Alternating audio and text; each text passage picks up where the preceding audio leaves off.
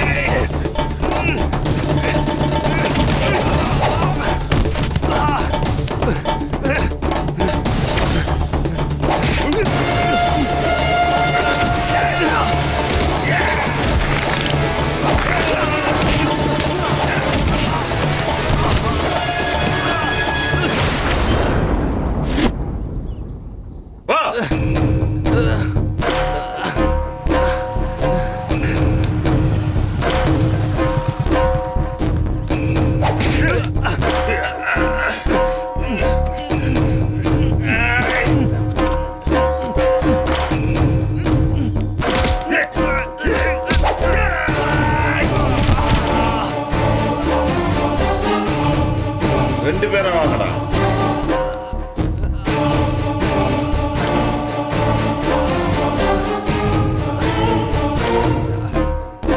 மாமா வணக்கம். வணக்கம் மாப்ள. 2 நிமிஷம் வெயிட் பண்ணுங்க, இந்த 2 பேர் கதையை முடிச்சிட்டு வரேன். பாத்தீங்களா என்ன தூக்கு முதலாளி. அப்படிதான் அப்படியே திருப்பி போட அவனை அடி. கமான் போடுங்க. திருப்பு 90 டிகிரி. வேற லெவலு வேற லெவலு. அண்ணா சுந்தரமூர்த்தி அண்ணா அங்க என்ன பாத்துட்டு இருக்கீங்க? உட்காருங்க வாங்க. சேர போற அண்ணனுக்கு. மாமா மாப்ள உட்காருங்க. அட பரவாயில்ல உட்காருங்க. அப்புறம்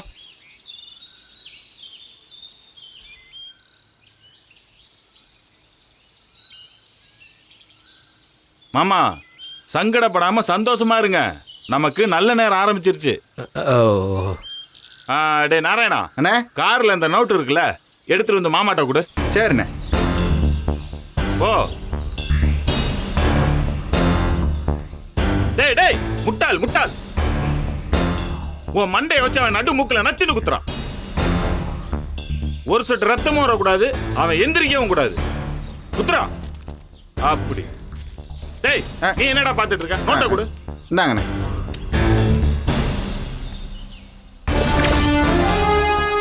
மாப்ள கணக்கெல்லாம் முடிஞ்சு போச்சுன்னு அன்னைக்கு சொன்னீங்களே மாப்ள. அட பிரிச்சு பாருங்க மாமா, அது என் ஜாதக நோட்டு. ஓ